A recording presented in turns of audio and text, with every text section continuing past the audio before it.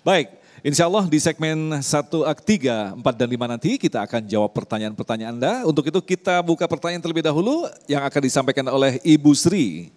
Silakan, Bun. Baik.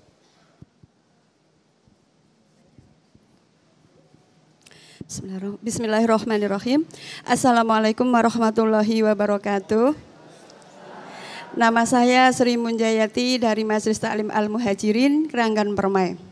Ustazah, mohon pertanyaannya, mohon jawabannya. Seorang ayah yang kalau memarahi anaknya yang sudah besar dengan menampar atau memukul, sehingga si anak menjadi sakit hati. Bagaimana caranya menasehati anak tersebut supaya tidak dendam terhadap orang tuanya? Terima kasih. Wabillahi taufiq wal hidayah. Assalamualaikum warahmatullahi wabarakatuh. Jawaban kita akan sampaikan selepas pesan-pesan berikut ini. Damai Indonesiaku yang dipersembahkan oleh Sarung Wadimor, tentu sarung kita. Ada pertanyaan menarik dari Ibu Sri yang insya Allah akan dijawab oleh Ustazah Syifa berkaitan dengan bagaimanakah menasehati anak yang sudah dewasa. Kadang-kadang mereka memiliki pikiran sendiri, bahkan tadi tingkat yang tertinggi bapaknya menggampar begitu. Nah ini bagaimana Ustazah Syifa?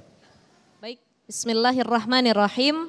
PR orang tua ketika anaknya sudah sampai usia baligh, kan ada 3 tahapan ya. Ada usia 0 sampai 7 tahun, 7 sampai 14 tahun, 14 tahun sampai usia dewasa ke atas tuh. Nanti mereka sudah berkeluarga, itu beda lagi cobaannya. Orang tua nasehatin anak yang udah punya istri, yang udah punya anak, itu beda lagi. Lebih menjadi PR lagi buat orang tua. Maka dari usia anak, 14 tahun ke atas, itu model nasehatinnya bukan lagi dengan nyuruh merintah. Kamu jangan begini, kamu begitu dong. Itu anak sudah punya pandangan tersendiri, sudah lebih matang dirinya. Maka yang harus dilakukan oleh orang tua adalah adanya diskusi. Jadi kalau anak-anak yang sudah mencapai usia dewasa, usia baligh, itu diajak diskusi. Mari kita lihat sahabat Rasul namanya Zaid bin Sabit. Zaid bin Sabit itu adalah sosok ayah, ya, sosok orang tua yang di rumah itu lembut terhadap anaknya. Ya, sering bercanda dengan anak-anaknya, tapi ketika di luar rumah dia tegas dengan orang lain. Ini sekarang kan kejadiannya kebalik. Orang tua kalau di rumah tegas sama anaknya, tegasnya galak. Bukan tegasnya bijaksana, dikit-dikit gampar anaknya, dikit-dikit nabuk anaknya, dikit-dikit KDRT ke anak-anaknya. Anak semakin dia dikerasi dengan kekerasan, baik itu verbal ataupun non-verbal, dia akan makin melawan. Sekarang analoginya para ibu-ibu jamaah sekalian, kita punya TV. TV zaman dulu sama TV zaman sekarang beda apa enggak? Ibu, TV-nya masih model begini apa yang zaman dulu? Udah yang begini ya.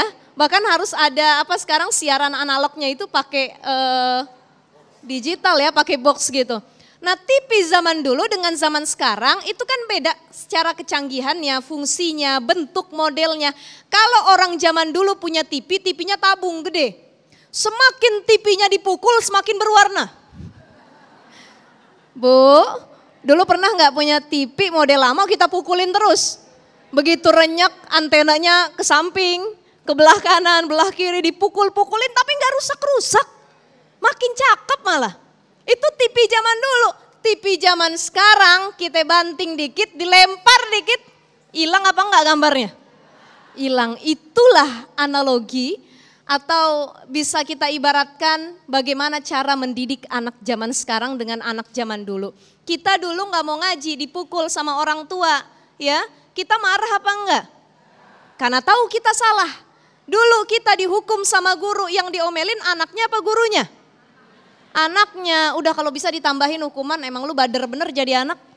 Kata orang tua. Tapi orang tua zaman sekarang ketika anaknya mohon maaf, ya, diberi hukuman oleh gurunya, yang dilaporin polisi siapa? Gurunya. Belum lama ada kasus viral, guru botakin anaknya. Gurunya dibotakin sama orang tuanya. Ini kan Masya Allah, ini pelajaran penting buat kedua belah pihak. Buat anak ya, beruntunglah kita masih punya orang tua. Jadi yang lagi nonton ini anak-anak muda, anak milenial zaman sekarang.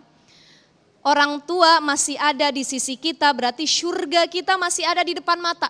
Masih ada yang doain, masih ada yang ngingetin, masih ada yang ngajak kebaikan. Kalau orang tua sudah tidak ada lagi motivasi, kata-kata baik kepada kita, maka disitulah kita mulai bingung mencari arah tujuan hidup. Buat para orang tua, sebaik mungkin, sebisa mungkin kita contoh Zaid bin Sabit. Kalau di rumah lemah lembut, bercanda sama anak, kalau di luar tegas. Ini kebanyakan di luar dia bercanda sama orang. Betul gak Bu? Sama orang baik, royal, bercanda, dikit-dikit senyum, nyampe rumah sama istri, galak, sama anak, galak. Ya, sama keluarga besar tidak ada kehangatan sama sekali. Jadi kedua belah pihak yang harus diperbaiki, baik dari sisi orang tua maupun dari sisi anaknya. Terus nasihati anaknya, katakan bahwa nanti bisa dibicarakan sama orang tua. Jangan pernah ada dendam sama orang tua. Dan katakan pada suami yang sering main tangan, anak itu tidak akan berubah kalau makin dikerasin dan dengan pukulan. Coba dengan pendekatan diskusi gitu. Kurang lebih seperti itu Bunda ya. Nah, Bu